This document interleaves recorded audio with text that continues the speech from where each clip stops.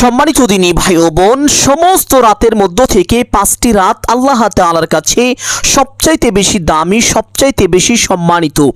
এই 5টি সম্মানিত রাতের মধ্য থেকে একটি রাত হলো পবিত্র আরাফাতের রাত। এই রাত শুরু হওয়ার সাথে সাথে মহান আল্লাহ তাআলা প্রথম আসমানে চলে আসেন এবং ফজর পর্যন্ত সেখানে অবস্থান করতে থাকেন, আর প্রত্যেকটি বান্দাবান্দিদেরকে এইভাবে ডাকতে থাকেন আর বলতে থাকেন, ও আমার বান্দা, কে আছো ক্ষমা প্রার্থী, আমার কাছে ক্ষমা চাইবে, আমি তোমার সমস্ত গুনাহখাতা ক্ষমা করে দিব। কে আছো অভাবগ্রস্ত, আমার কাছে রিজিক চাইবে, আমি তোমাকে পরিপূর্ণ রিজিক দান করিব। কে আছো ঋণগ্রস্ত, আমার কাছে সাহায্য চাইবে, আমি কুদরতিভাবে তোমার সমস্ত ঋণ পরিশোধ করে দিব। কে আছো সন্তানাদি হয় না, আমার কাছে সন্তান চাইবে, আমি তোমাকে নেককার সলিহিন সন্তান দান করিব। কে আছো কার কি প্রয়োজন, আমার কাছে চাইবে, আমি তোমার সমস্ত চাওয়াকে আজ পূরণ করে দিব। সুবহানাল্লাহ। মহান আল্লাহ তাআলা এইভাবে প্রত্যেকটি বান্দাবান্দির নাম ধরে ধরে ডাকতে থাকেন আর বলতে থাকেন। এই জন্য সম্মানিত দিনী ভাই বোন, পবিত্র এই রাতে নবীজির শিখানো ছোট্ট ছোট্ট 3টি দোয়া যদি পাঠ করিতে পারেন, আপনার কপাল খুলে যাবে, ভাগ্য পরিবর্তন হয়ে যাবে, জীবনের সমস্ত গুনাহখাতা ক্ষমা হয়ে যাবে, সকল অভাব অনটন দুঃখ কষ্ট পেরেশানি বিপদ আপদ বালা মুসিবত সাথে সাথে দূর হয়ে যাবে। ঋণের পরিমাণ যদি পাহাড় সমান হয়ে থাকে, তবুও তা কুদরতিভাবে পরিশোধ হয়ে যাবে। টাকা পয়সা ধন সম্পদ চতুর্দিক থেকে বৃষ্টির মতো আসতে থাকবে। আপনি অবাক হয়ে যাবেন, আশ্চর্য হয়ে যাবেন। মহান আল্লাহ তাআলা আপনাকে এমন এমন জায়গা থেকে রিজিক দান করিবেন যা আপনি কখনো কল্পনাও করতে পারেননি। সুবহানাল্লাহ। বিশেষ করে এই আমল করে আপনি আল্লাহ তাআলার কাছে যা চাইবেন, আল্লাহ তাআলা আপনাকে তাই দান করিবেন। যে দোয়াই করবেন, আপনার সকল দোয়া কবুল করে নেবেন। সুবহানাল্লাহ। সম্মানিত দিনী ভাই ও বোন আমার, অনেকেই তো আছেন অভাবগ্রস্ত, অনেকেই ঋণগ্রস্ত, লক্ষ লক্ষ কোটি কোটি টাকা ঋণ করে ফেলেছেন, অনেক চেষ্টা করেছেন কিন্তু কোনোভাবেই ঋণ পরিশোধ হচ্ছে না।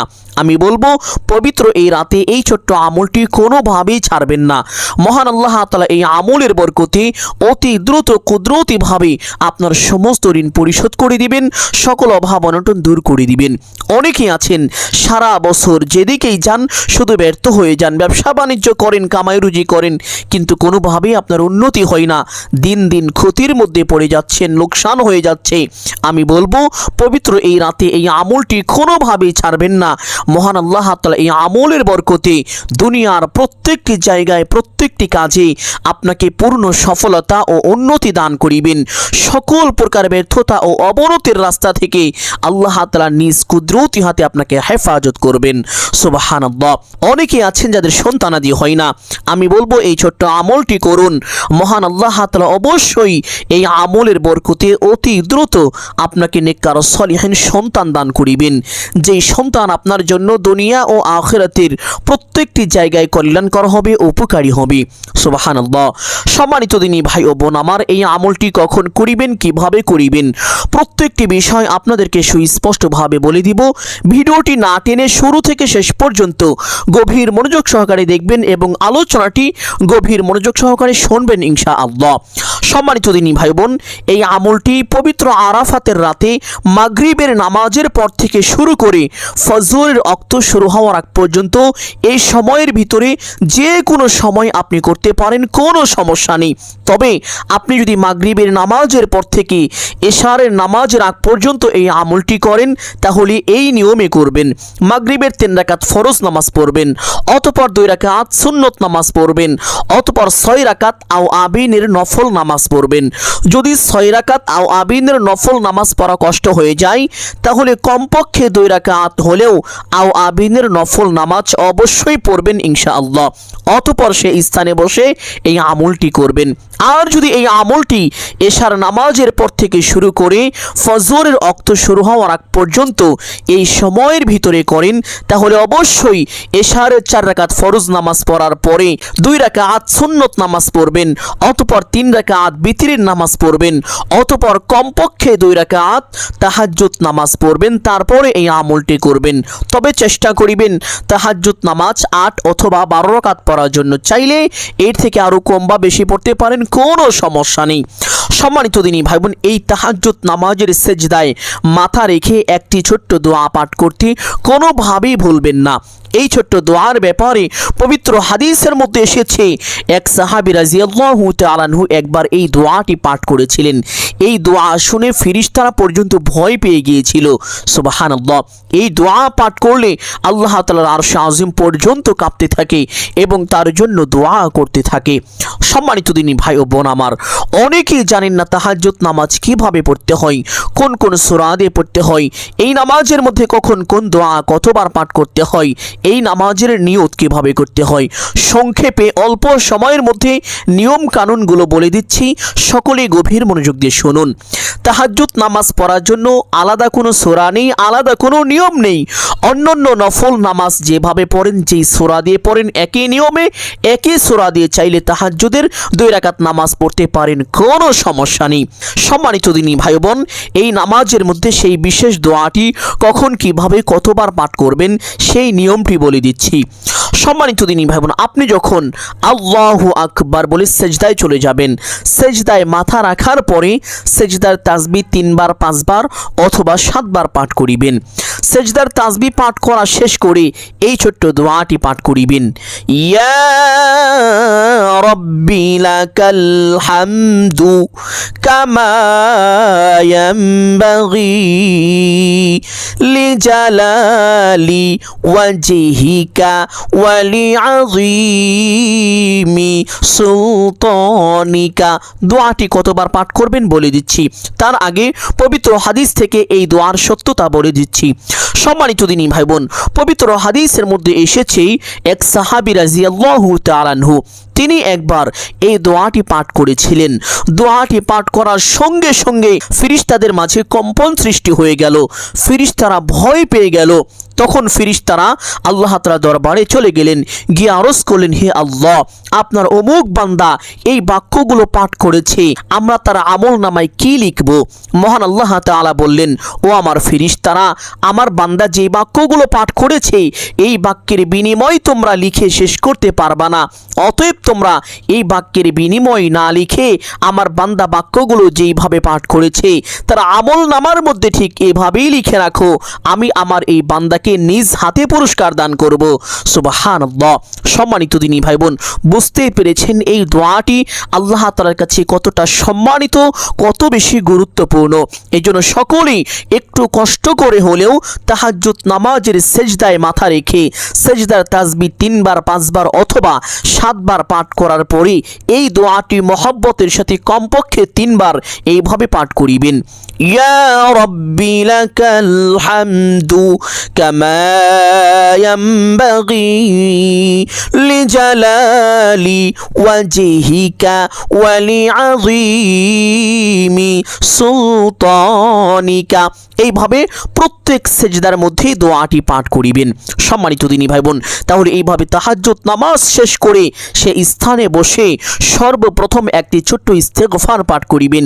যেই ইস্তেগফারের ব্যাপারে পবিত্র হাদিসের মধ্যে এসেছে, হাদিসটি বর্ণনা করেছেন নবীজি সাল্লাল্লাহু আলাইহি ওয়াসাল্লামের চাচাতো ভাই হযরত আব্দুল্লাহ ইবনে আব্বাস রাদিয়াল্লাহু তাআলা আনহু। তিনি বলেন, আল্লাহ নবী সাল্লাল্লাহু আলাইহি ওয়াসাল্লাম বলেছেন, যেই ব্যক্তি দুনিয়ায় এই ইস্তেগফার বেশি বেশি পাঠ করবে, মহান আল্লাহ তাআলা তার গুনাহ খাতা ক্ষমা করে দিবেন, তার সকল অভাব অনটন দুঃখ কষ্ট পেরেশানি বিপদ আপদ বালা মুসিবত দূর করে দিবেন এবং আল্লাহ তাআলা তাকে এমন এমন জায়গা থেকে রিজিক দান করিবেন যা সে কখনো কল্পনাও করতে পারেনি। সুবহানাল্লাহ। সম্মানিত দিনী ভাই বোন, আপনি যদি আল্লাহ তাআলার পক্ষ থেকে অকল্পনীয়ভাবে রিজিক পেতে চান তাহলে অবশ্যই উঠতে বসতে চলতে ফিরতে যখনই সময় পাবেন এই ছোট্ট ইস্তেগফারটি বেশি বেশি পাঠ করিবেন। ইস্তেগফারটি হলো, আস্তাগফিরুল্লাহাল্লাযী লা ইলাহা ইল্লা হুয়াল হাইয়ুল কাইয়্যুম ওয়া আতুবু ইলাইহি। ইস্তেগফারটি আমলের সময় কমপক্ষে 3 বার অবশ্যই পাঠ করিবেন। ইস্তেগফারটি পাঠ করা শেষ করে একটি ছোট্ট দুরূদ পাঠ করবেন। তবে হ্যাঁ, যদি এই ইস্তেগফারটি না পারেন তাহলে ছোট্ট ইস্তেগফার আস্তাগফিরুল্লাহ, এই ইস্তেগফারটিও চাইলে পাঠ করিতে পারেন, কোনো সমস্যা নেই। ইস্তেগফার পাঠ করা শেষ করে একটি দুরূদ পাঠ করিবেন। যেই দুরূদের ব্যাপারে কিতাবের মধ্যে এসেছে, এই দুরূদ হলো ধন সম্পদ লাভের দুরূদ। এই দুরূদ বেশি বেশি পাঠ করিলে মহান আল্লাহ তাআলা ওই বান্দার কামাই রুজি ব্যবসা বাণিজ্যের মধ্যে প্রচুর পরিমাণ উন্নতি ও বরকত দান করেন। এমনকি কেউ যদি নিয়মিত এই দুরূদ পাঠ করে মহান আল্লাহ তাআলা ওই বান্দা বান্দিকে অতি দ্রুত গুপ্ত ধনের সন্ধান দিবেন। সুবহানাল্লাহ। যারা আল্লাহ তাআলার পক্ষ থেকে গায়বী রিজিক পেতে চান, গুপ্ত ধনের সন্ধান পেতে চান, তারা উঠতে বসতে চলতে ফিরতে যখনই সময় পাবেন এই দুরূদটি বেশি বেশি পাঠ করিবেন।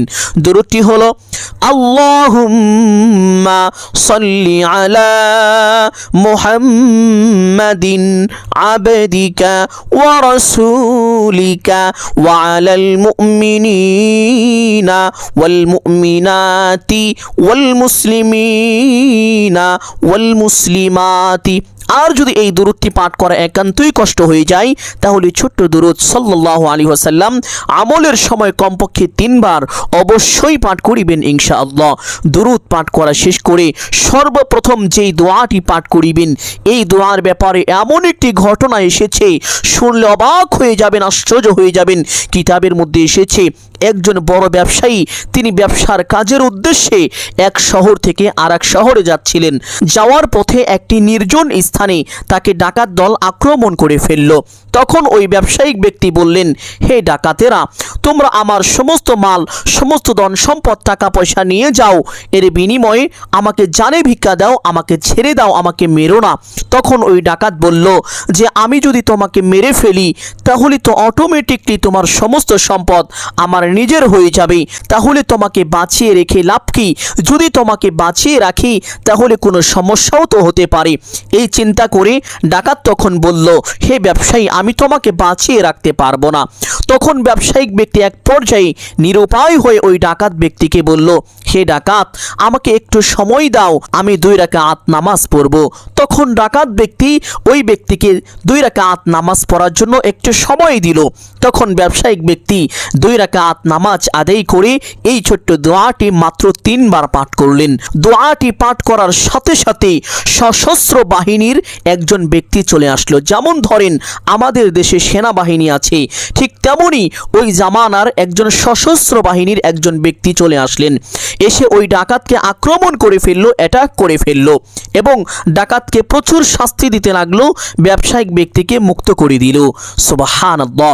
সম্মানিত দিনী ভাই বোন, তখন ওই ব্যবসায়িক ব্যক্তি অবাক হয়ে গেলেন, আশ্চর্য হয়ে গেলেন। তিনি এক পর্যায়ে ওই সশস্ত্র বাহিনীর ব্যক্তিকে জিজ্ঞেস করলেন, হে ভাই, কে আপনি? এমন বিপদের মুহূর্তে হঠাৎ করে চলে আসলেন, আমি তো কল্পনাও করতে পারিনি। তখন ওই সশস্ত্র বাহিনীর ব্যক্তি বলছেন, আমি আর কেউ নই, আমি হলাম 4র্থ আসমানের একজন ফেরেশতা।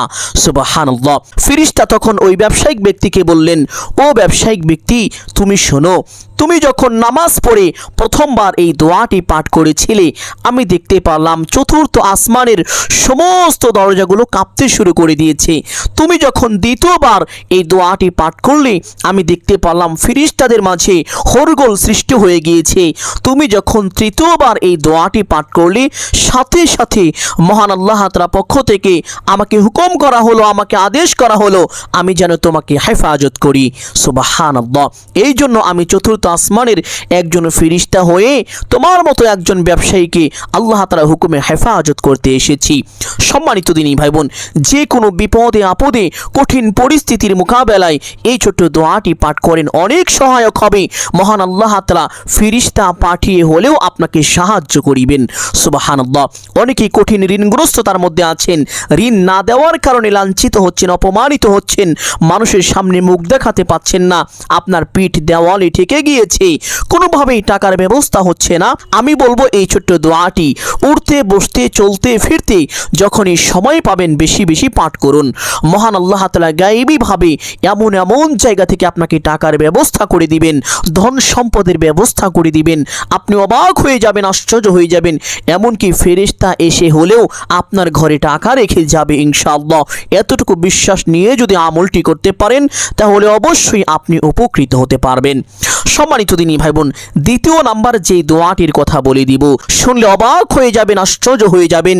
এই দোয়ার ব্যাপারে পবিত্র হাদিসের মধ্যে এসেছে, একবার একজন গ্রাম্য সাহাবী, তিনি অত্যন্ত দারিদ্র, খুবই অসহায়, ঋণগ্রস্ত ছিলেন।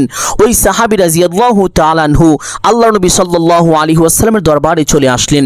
এসে আরজ করলেন, ইয়া রাসূলুল্লাহ সাল্লাল্লাহু আলাইহি ওয়াসাল্লাম, দুনিয়া আমার উপর পৃষ্ঠ প্রদর্শন করেছে, আমি চরমভাবে অভাবগ্রস্ত, যেদিকেই যাই শুধু ব্যর্থ হয়ে যাই, কোনোভাবেই সফল হতে পারি না। নবীজি সাল্লাল্লাহু আলাইহি ওয়াসাল্লাম বললেন, ও আমার সাহাবী, তুমি কি সেই তাসবিহটা পারো না, যেই তাসবিহ ফেরেশতা ও মাখলুকের, যার বরকতে তার আল্লাহ তাআলার কাছ থেকে রিজিক পেয়ে থাকে? অতঃপর নবীজি সাল্লাল্লাহু আলাইহি ওয়াসাল্লাম ওই সাহাবীকে এই তাসবিহটা শিখিয়েছিলেন এবং আমলের একটি নিয়ম বলে দিয়েছিলেন। সাহাবী নবীজির কথা মতন এই আমলটি করতে লাগলেন। অল্প কয়েকদিন আমলটি করতেই মহান আল্লাহ তাআলা ওই সাহাবীকে এত ধন সম্পদ দান করেছিলেন, টাকা পয়সা দান করেছিলেন, তার সকল অভাব অনটন দূর হয়ে গিয়েছিল, সমস্ত ঋণ পরিশোধ হয়ে গিয়েছিল, এমনকি তার উপরে যাকাত পর্যন্ত ফরজ হয়ে গিয়েছিল। সুবহানাল্লাহ। শুধু তাই নয়, সাহাবী দেখতে পারলেন এই আমলের বরকতে টাকা পয়সা ধন সম্পদ তার দিকে এমনভাবে আসছে, এই দুনিয়া কোথায় রাখবে, কোথায় জায়গা দিবে, জায়গা পর্যন্ত নাই। অতঃপর ওই সাহাবী রাদিয়াল্লাহু তাআলা আনহু নবীজি সাল্লাল্লাহু আলাইহি ওয়াসাল্লামের দরবারে চলে গেলেন, গিয়ে আরজ করলেন, ইয়া রাসূলুল্লাহ সাল্লাল্লাহু আলাইহি ওয়াসাল্লাম, আপনি আমাকে যে আমলের কথা বলেছেন আমি তা করেছি। মহান আল্লাহ তাআলা এই আমলের বরকতে আমাকে এত ধন সম্পদ দান করেছেন, সকল অভাব অনটন দূর হয়ে গিয়েছে, সমস্ত ঋণ পরিশোধ হয়ে গিয়েছে, এমনকি যাকাত পর্যন্ত ফরজ হয়ে গিয়েছে। ইয়া রাসূলুল্লাহ সাল্লাল্লাহু আলাইহি ওয়াসাল্লাম, এখনও যেইভাবে ধন সম্পদ আসছে, এই দুনিয়া কোথায় রাখবো, কোথায় জায়গা দিব, জায়গা পর্যন্ত আর নাই। নবীজি সাল্লাল্লাহু আলাইহি ওয়াসাল্লাম বললেন, ও আমার সাহাবী, আল্লাহ তোমাকে কেনই বা দিবে না? আল্লাহ তো এই তাসবিহের বরকতে সমস্ত মাখলুককেই রিজিক দিয়ে থাকেন। সুবহানাল্লাহ। সম্মানিত দিনী ভাই বোন, এই ছোট্ট তাসবিহটা প্রত্যেকদিন সকালে সুবহে সাদিক উদিত হওয়ার সময় অথবা সকালে সূর্য ওঠার সময় 100 বার করে পাঠ করিতে পারেন, আপনার কপাল খুলে যাবে, ভাগ্য পরিবর্তন হয়ে যাবে, টাকা পয়সা ধন সম্পদ এমনভাবে আসতে থাকবে, কোথায় রাখবেন, কোথায় জায়গা দিবেন, জায়গা পর্যন্ত হবে না। সুবহানাল্লাহ। তাসবিহটা বলে দিব, একটু কষ্ট হলেও প্রত্যেকদিন সকালে সুবহে সাদিক উদিত হওয়ার সময় অথবা সূর্য ওঠার সময় পাঠ করিবেন ইনশাআল্লাহ। তাসবিহটা হলো, সুবহানাল্লাহি ওয়া বিহামদিহি, সুবহানাল্লাহিল আলিয়্যিল আযীম, ওয়া বিহামদিহি আস্তাগফিরুল্লাহ। সম্মানিত দিনী ভাই বোন, তৃতীয় নম্বরে যে দোয়াটির কথা বলে দিব, এই দোয়াটি আল্লাহ নবী সাল্লাল্লাহু আলাইহি ওয়াসাল্লাম পবিত্র এই জিলহজ মাসে বিশেষ করে আরাফার দিন বেশি বেশি পাঠ করতে বলেছেন। এই দোয়াটি যদি পাঠ করিতে পারেন, মহান আল্লাহ তাআলা আপনার জীবনের যৌবনের সমস্ত গুনাহখাতা ক্ষমা করে দিবেন, সকল অভাব অনটন দূর করে দিবেন, দুঃখ কষ্ট পেরেশানি বিপদ আপদ বালা মুসিবত আপনার জীবন থেকে চিরতরে বিদায় করে দিবেন। সুবহানাল্লাহ। এবং আল্লাহ তাআলা আপনার সংসারের মধ্যে প্রচুর পরিমাণ শান্তি এবং বরকত নাজিল করবেন। সম্মানিত দিনী ভাই বোন, আর সেই ছোট্ট দোয়াটি বলে দিব, এই দোয়ার বিশেষ ফজিলত রয়েছে। নবীজি সাল্লাল্লাহু আলাইহি ওয়াসাল্লাম বলেছেন, যেই ব্যক্তি এই দোয়াটি 100 বার পাঠ করবে, মহান আল্লাহ তাআলা তার আমল নামায় 10টি গোলাম মুক্ত করার তথা 10টি গোলাম আজাদ করার সমপরিমাণ সওয়াব দান করবেন। 10টি গোলাম আজাদ করতে গেলে অনেক টাকার প্রয়োজন, যা অনেকের পক্ষেই তা সম্ভব না। এই মহামূল্যবান এই পাহাড় সমপরিমাণ নেকির মালিক যদি আপনি হতে চান, তাহলে এই ছোট্ট দোয়াটি 100 বার পাঠ করুন। নবীজি আরও বলেছেন, 10টি উট কুরবানি করার সমপরিমাণ সওয়াব হবে এবং আল্লাহ তাআলা তার আমলনামায় কমপক্ষে 10টি নেকি দান করবেন এবং আল্লাহ তাআলা তার জীবন থেকে কমপক্ষে 10টি গুনাহখাতা ক্ষমা করে দিবেন। বিভিন্ন হাদিসের মধ্যে এই দোয়ার বিভিন্ন ফজিলতের কথা নবীজি সাল্লাল্লাহু আলাইহি ওয়াসাল্লাম বলেছেন। সুবহানাল্লাহ। সম্মানিত দিনী ভাই বোন, আর সেই ছোট্ট দোয়াটি এখন বলে দিব, একটু কষ্ট হলেও পবিত্র এই জিলহজ মাসে এই দোয়াটি বেশি বেশি পাঠ করবেন, বিশেষ করে আরাফার দিনে রাতে যখনই সময় পাবেন এই দোয়াটি উঠতে বসতে চলতে ফিরতে কখনোই ছাড়বেন না ইনশাআল্লাহ। দোয়াটি হলো লা ইলাহা ইল্লাল্লাহু ওয়াহদাহু লা শারীকা লাহুল মুলকু ওয়া লাহুল হামদু ওয়া হুয়া আলা কুল্লি শাইইন কাদির। সম্মানিত দিনী ভাই বোন, দোয়াটি আমলের সময় কতবার করে পাঠ করিবেন সঠিক নিয়মটি বলে দিচ্ছি, সকলে গভীর মনোযোগ দিয়ে শুনুন। নামাজ শেষ করে সেই স্থানে বসে প্রথমে 3 বার ইস্তেগফার পাঠ করিবেন, অতঃপর 3 বার দুরূদ শরীফ পাঠ করিবেন। 3 বার ইস্তেগফার 3 বার দুরূদ শরীফ পাঠ করা শেষ করে 3 বার ইয়া যাল জালালি ওয়াল ইকরাম এই দোয়াটি পাঠ করিবেন। অতঃপর কমপক্ষে 100 বার এই তাসবিহটা পাঠ করিবেন। সুবহানাল্লাহি ওয়া বিহামদিহি সুবহানাল্লাহিল আলিয়্যিল আযীম ওয়া বিহামদিহি আস্তাগফিরুল্লাহ। এই তাসবিহটা পাঠ করার পরে কমপক্ষে 100 বার এই দোয়াটি পাঠ করিবেন। লা ইলাহা ইল্লাল্লাহু ওয়াহদাহু লা শারীকা লাহু লাহুল মুলকু ওয়া লাহুল হামদু ওয়া হুয়া আলা কুল্লি শাইইন কাদির। এই দোয়াটি 100 বার পাঠ করা শেষ করে আবার সেই দুরূদটি কমপক্ষে 3 বার পাঠ করিবেন। পাঠ করা শেষ করে মোনাজাত করবেন। এই মোনাজাতের মধ্যে আপনি আল্লাহ তাআলার কাছে যা চাইবেন আল্লাহ তাআলা অবশ্যই আপনাকে তাই দান করিবেন। আপনার সকল দোয়া সাথে সাথে কবুল করে নেবেন। সুবহানাল্লাহ। সম্মানিত দিনী ভাই বোন, আমি আশা করছি আজকের এই আমলটি আপনাদের সকলের জন্য অত্যন্ত গুরুত্বপূর্ণ এবং উপকারী ছিল। অতএব সকলকে বলবো সদকায়ে জারিয়ার উদ্দেশ্যে কমপক্ষে একটি হলেও শেয়ার করে দিবেন। যদি আলোচনাটি ভালো লাগে অবশ্যই ভিডিওতে একটি লাইক করবেন, কমেন্টে আমিন বলে দোয়ায় শরীক থাকবেন। যারা এই চ্যানেলের নতুন দর্শক রয়েছেন চেষ্টা করবেন চ্যানেলটি সাবস্ক্রাইব করে রাখার জন্য। সকলের জন্য অন্তর থেকে দোয়া করি আল্লাহ তাআলা সকলকে ভালো রাখুন, সুস্থ রাখুন, জানে মালে কামাই রুজি ব্যবসা বাণিজ্যে প্রচুর পরিমাণ উন্নতি ও বরকত দান করুন। সকলেই বলি আমিন সুম্মা আমিন। আসসালামু আলাইকুম ওয়া রাহমাতুল্লাহি ওয়া বারাকাতুহু।